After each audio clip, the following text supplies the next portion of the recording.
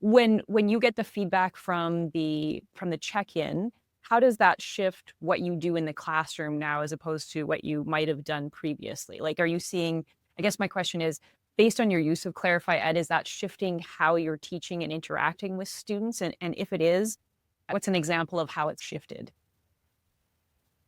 Well, I mentioned it before, but we have just gone away from the tasks.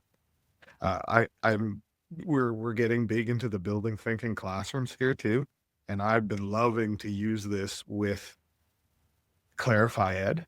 And like I said, we're doing this literary critique or whatever. Well, the last one we did was about plot, so exposition, whatever. Well, we'd finished reading the novel.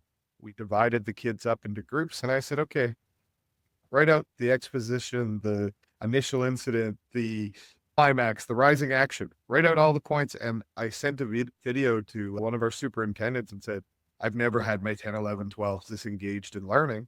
And then we sat down at the end and did a check in, right? So they've been given all this prior knowledge and suddenly I was seeing higher scores. So it's before I'd have given them some kind of assignment and then got it back and went, you haven't learned anything, Yeah. and now I sit there and go, wow, we're all kind of learning at the same time and you can see the progression of it. So it's neat.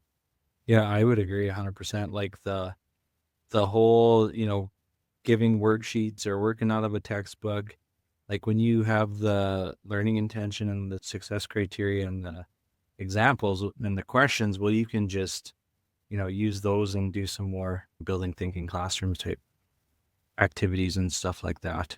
It's, yeah, the focus has shifted, right, to more learning and not doing. And this is a great tool to help with that for sure. Yeah, I agree completely.